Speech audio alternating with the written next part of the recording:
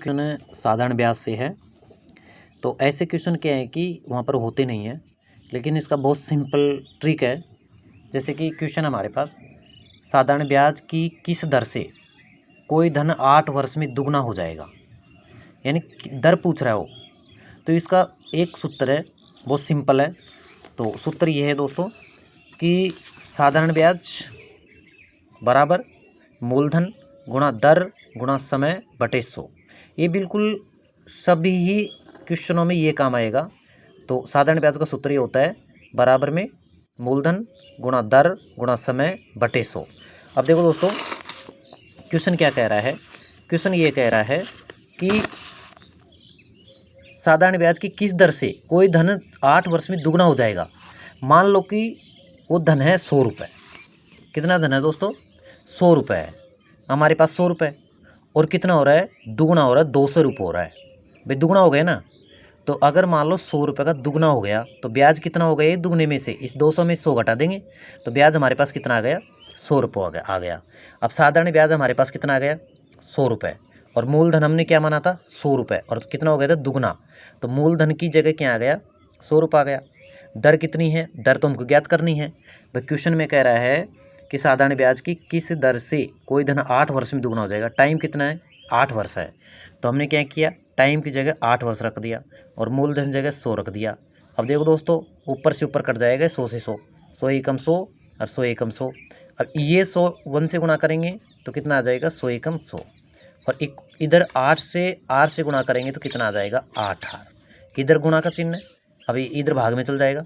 तो 100 में जब हम 8 का भाग देंगे तो हमारे पास आ जाएगा 4 से काटो 4 दूनी 8 और 25 चौक 100 और 25 का आधा आ जाएगा आर बराबर 12.5% दर। तो ऐसे क्वेश्चन में क्या होता है कि ये सूत्र हमको याद रखना पड़ता है। ये सूत्र सभी क्वेश्चनों में काम आएगा। साधारण ब्याज बराबर मूलधन गुणा दर गुणा समय। अब दोस्तों ऐसा ही एक क्वेश्चन एक और है, ये रहा ये क्वेश्चन 15 क्वेश्चन है ये रहा। और एक क्वेश्चन आया है एसएससी परीक्षा 2009 में आया हुआ है ये। तो साधारण ब्याज की निश्चित दर से, साधारण ब्याज की एक निश्चित दर से कोई धन 20 वर्ष में दुगना हो जाता है। तो इस धन को तिगुना होने में कितना टाइम लगेगा? दोस्तों फिर समझो कि साधारण ब्याज की एक निश्चित दर से कोई धन 20 वर्ष में दुगना हो जाता है। इस धन को तिगुना होने में कितना समय लगेगा? सूत्र वही लगाएंगे हम। कौन सा? ये वाला सूत्र वही लगाएंगे कि साधारण ब्याज बराबर मूलधन गुणा दर गुणा समय बटे 100। तो साधारण ब्याज बराबर मूलधन गुणा दर गुणा समय बटे 100। अब एक क्वेश्चन ये कह रहा है कि 20 वर्ष में दुगना होता है। तो हमारे पास टाइम कितना आ गया? 20 वर्ष आ गया। टाइम तो 20 वर्ष आ गया, टाइम आ गए 20 वर्ष। और दर कितनी है? दर हम आर मानेंगे। और मूलधन कितना मानेंगे? मूलधन 100 मान लो। अब 20 वर्ष में दुगना हो रहा है तो हमारा जो मूलधन 100 रुपये है और दुगने का मतलब कितना हो गया? 200। भाई ये तो 100 का डबल हो गया। अब ब्याज कितना होगा? जब ये 200 में से मूलधन घटा देंगे 100 तो ब्याज कितना हो गया हमारे पास? 100 रुपये। तो इस साधारण ब्याज की जगह तो क्या रखेंगे? ये 100 रुपये रख देंगे, ये रहे 100 रुपये। और मूलधन जगह हमने क्या कितना माना था? 100 रुपये माना था, ये 100 रुपये रख दिया।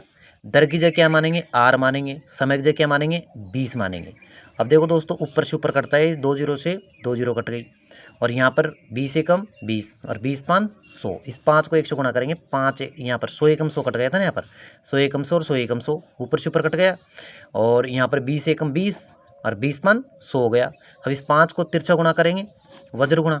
तो 5 को 1 से गुणा कर दिया, 5 एकम 5 और इधर आर को 1 से गुणा, आर 1 आर और यहाँ पर आर। तो हमारे पास दर कितनी हो गई? 5% हो गई। अब आगे क्वेश्चन क्या कह रहा है कि इस धन का 3 गुना होने में कितना टाइम लगेगा? इस धन को 3 गुना होने में, यानी कि धन कितना था हमारे पास? 100 रुपये था और इसका 3 गुना कितना हो गया? 300 रुपये हो गया। तो टोटल 300 हुए और मूलधन कितना है हमारे पास? 100 रुपये। तो ब्याज कितना आ गया? 200 रुपये। तो वही सूत्र लगाएंगे, साधारण ब्याज बराबर मूलधन गुणा दर गुणा समय बटे 100। वो का वो सूत्र लगा देंगे। अब ब्याज कितना हमारे पास? 200 रुपये। भाई ब्याज 200 कर दिया। मूलधन कितना हमारे पास? 100 रुपये माने थे, यहाँ पर आ गए 100 रुपये। दर कितनी है हमारे पास? 5% निकाल ली, ये 5%। टाइम पूछ रहा है, देखो दोस्तों फिर से, इस धन को 3 गुना होने में कितना टाइम लगेगा, समय पूछ रहा है ना। तो इस समय पूछ रहा है, तो समय की जगह टी मान लो, टाइम बटे कितना 100 मान लो, 2 जीरो से 2 जीरो हो गया। अब देखो बराबर में ऊपर से ऊपर कटता है, तो 5 एकम 5 और 5 चौक 20, तो इसको 3 गुना होने में कितना समय लगेगा, 40 वर्ष लगेंगे। कितने वर्ष लगेंगे, 40 वर्ष लगेंगे। ये रहे 40 वर्ष। दोस्तों इसमें 100 मानने की कोई ज़रूरत नहीं है, आप x मान सकते हो। देखो अभी करेंगे कि x मानने से क्या फ़र्क पड़ेगा, क्या इसको मान लो x, मूलधन को x मान लिया, लो ये मान लिया x, ठीक है। r को ऐसे कैसे मानेंगे, 20 है ही और 100 बट्टे में ऐसे के ही। अब दोस्तों आप जानते हो कि अगर ये x है मूलधन, तो दुगना हो रहा है, तो पूरा पैसा कितना हो जाएगा, 2x हो जाएगा। और मूलधन कितना x, तो माइनस घटाएंगे तो 2x में से x घटाएंगे तो x ही तो आएगा ना ब्याज, तो यहाँ पर आ जाएगा x, और इस x से x कट जाएगा, x बन जाए x, और 20 को 5 से गुणा कर 20 का भाग 100 में देंगे, 20 5 100, तो r का मान हमारे पास कितना आ जाएगा, 5x। फिर मूलधन हमने कितना माना था, x माना था, और धन कितना हुआ था 3 गुना, तो 3x आ गया। अब ब्याज कितना आएगा, 3x में से x घटा देंगे तो हमारे पास ब्याज आ जाएगा 2x आ जाएगा। अब यहाँ पर कितना रखेंगे हम ब्याज की जगह, यहाँ पर रख देंगे 2x, यहाँ पर 2x रख देंगे नहीं, इस 200 की जगह यहाँ पर 2x रख दिया, ठीक है। अब मूलधन कितना रखेंगे, एक मिनट को अगले पेज पे लेंगे इसको।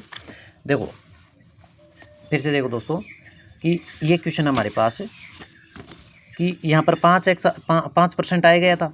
अब साधारण ब्याज की जगह हम क्या मानेंगे, 2x मानेंगे, और मूलधन जगह क्या मानेंगे, x मानेंगे। 5 ऐसे कैसे मानेंगे, t ऐसे कैसे मानेंगे।